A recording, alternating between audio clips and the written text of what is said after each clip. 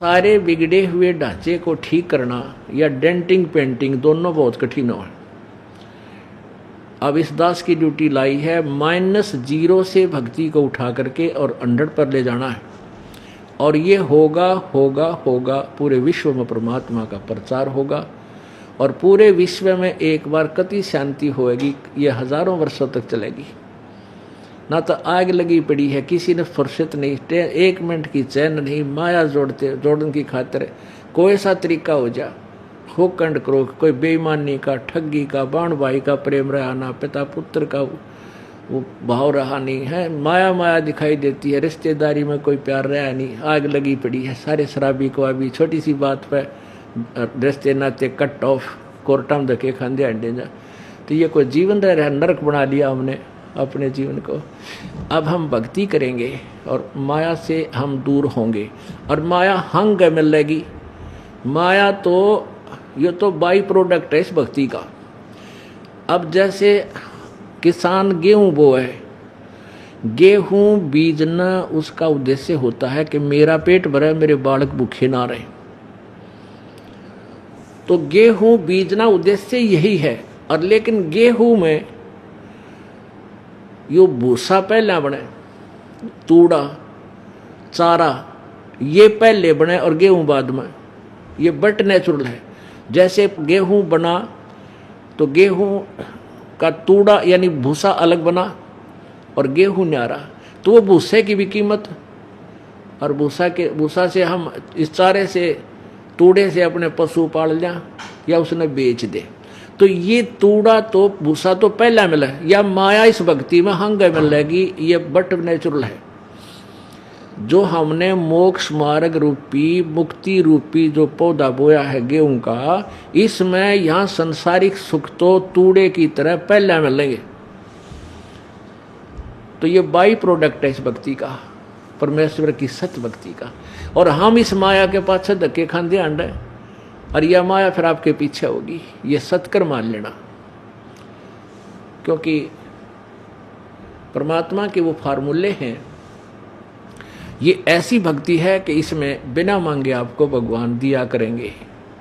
गीता जी अध्याय नंबर 3 के श्लोक नंबर 10 से लेकर 15 में इसका सारांश बताता है ये दास।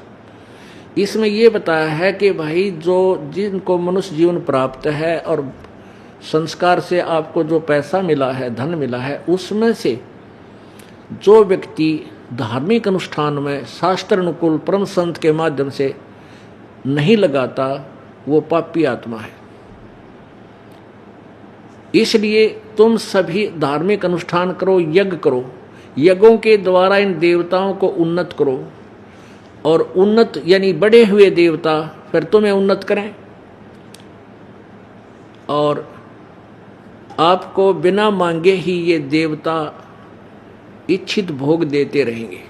अध्याय नंबर 3 के ही श्लोक नंबर 14-15 का सारांश है कि सभी प्राणियों का शरीर अन्न से उत्पन्न होता है, अन्न वर्षा से होता है, वर्षा यज्ञ से होती है, और यज्ञ जो है धार्मिक अनुष्ठान, यज्ञ माने धार्मिक अनुष्ठान, ये शास्त्र अनुकूल साधना करने से ही उनका फल मिलता है, कर्म करने से। और कर्म लगाए ब्रह्म ने, और ब्रह्म की उत्पत्ति हुई अक्षर ब्रह्म यानी अविनाशी भगवान थे, और वो अक्षर ब्रह्म यानी वो परम अक्षर ब्रह्म ही सर्वगतम ब्रह्म। सर्वगतम ब्रह्म का अर्थ होता सर्वव्यापक, जिसकी सत्ता सबके ऊपर है, कुल मालिक ही सभी धार्मिक अनुष्ठानों में, सभी यज्ञों में पूज्य है, प्रतिष्ठित है। यानी उस पूर्ण परमात्मा को इष्ट मानकर पूजा करने से फिर हमारे शुभ कर्म बनेंगे, और उन सब कर्मों का फल हमें कौन देंगे? ये देवता देंगे। ब्रह्मा विष्णु महेश हमें फल देंगे। ये गीता जी अध्याय नंबर 3 के श्लोक नंबर 10 से लेकर 15 का ये आशय है, सारांश है। अब पुण्यात्माओं देखिएगा थोड़ा सा। अब गीता जी अध्याय नंबर 3 के 10 से लेकर 15 तक ये श्लोक पढ़ देंगे अपन, और फिर देखना कैसा निर्णय होगा। ये है श्रीमद् भगवत गीता। राइटर है, अनुवादक है जयदयाल गोविंद का, गीता प्रेस गोरखपुर से प्रकाशित है।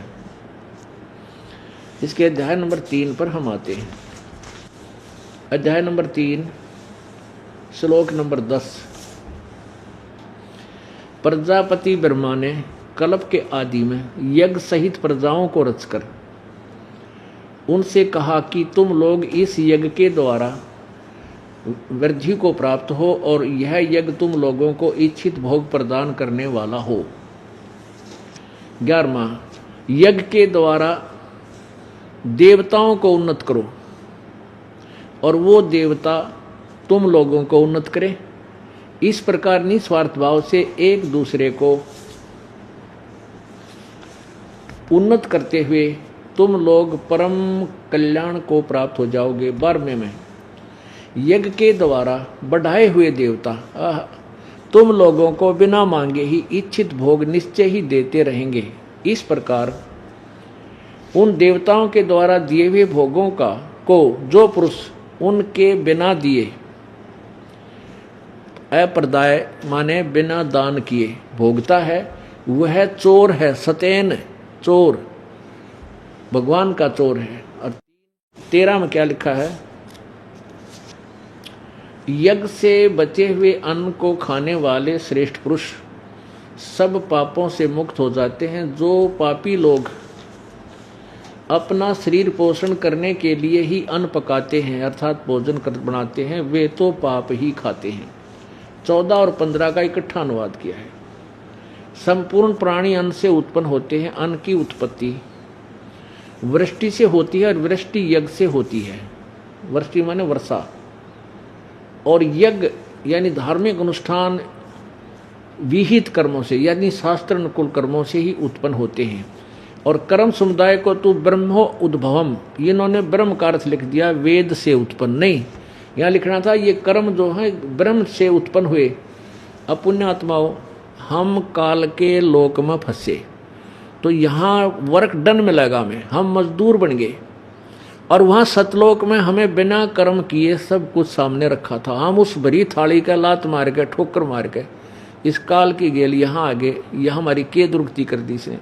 यहाँ तो कर्म करने से ही फल मिलेगा और वहाँ निष्कर्मता सिद्धि हमें मिलेगी, वहाँ बिना कर्म किए हमें फल मिलता था। तो हम काल के जाल में आए तो हमें कर्म करने पड़े। इस ब्रह्म ने हमारा, काल ने हमारा कर्म लगाए। तो यहाँ लिखा है कर्म ब्रह्मोद्भव, यानी कर्म इस काल से उत्पन्न हुए। यहाँ आगे तो इसने कर्मों का विधान बना दिया, ऐसे करेगा ऐसा फल, ऐसे करेगा ऐसा फल। ये देखना अध्याय नंबर 3 ये यहाँ चल रहा है कि यज्ञ विहित कर्मों से उत्पन्न होने वाले हैं। और कर्म समुदाय को तू ब्रह्मोद्भवम, ब्रह्म माने वेद, वेद से नहीं ब्रह्म से उत्पन्न हुए जान, वेद से उत्पन्न। और ब्रह्म को इन्होंने वेद लिख दिया, ब्रह्म का अर्थ रहता गजब वही ब्रह्म, यानी ब्रह्म को या ब्रह्म लिखो, इस काल को, ज्योति निरंजन को, क्षर पुरुष को, अविनाशी परमात्मा से, अविनाशी परमात्मा से उत्पन्न हुआ जान। इससे सिद्ध होता है कि सर्वगतम ब्रह्म, सर्वगतम ब्रह्म, यो जिसके अविनाशी परमात्मा जिससे ब्रह्म भी उत्पन्न हुआ, इससे सिद्ध होता है कि सर्वगतम ब्रह्म अर्थात सर्वव्यापी परम अक्षर परमात्मा यानी परम अक्षर ब्रह्म सदा ही यज्ञों में प्रतिष्ठित है। उसी को इष्ट मानकर पूजा की जाए तो तुम्हारे शुभ संस्कार बनेंगे।